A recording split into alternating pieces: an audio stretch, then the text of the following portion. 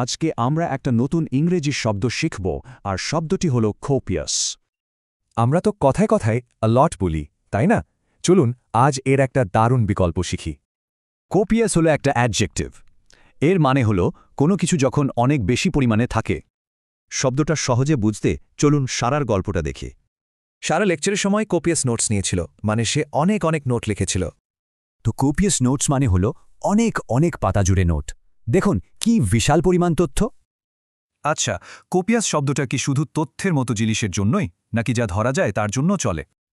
এবার দেখুন, সারার বাগানে এবছর কোপিয়াস পরিমাণের সবজি হয়েছে। অর্থাৎ বাগানে ফুলেছে প্রচুর পরিমাণে সবজি, অনেক অনেক বেশি। চলুন আর একটা উদাহরণ দেখি। এবার কিন্তু ব্যাপারটা অনুভূতি বা কথা নিয়ে।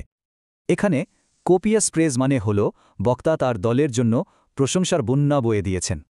তাহলে কোপিয়াস শব্দটা এমন সবকিছুর জন্যই ব্যবহার করা যায় যা ধরা যায় বা যায় না।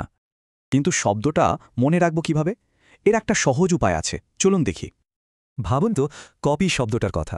অনেকগুলো কপি করলে কোপিয়াস পরিমাণে কাগজ জমে যায়। তাহলে এবার ভাবা যাক পৃথিবীতে কোপিয়াস পরিমাণে কি আছে।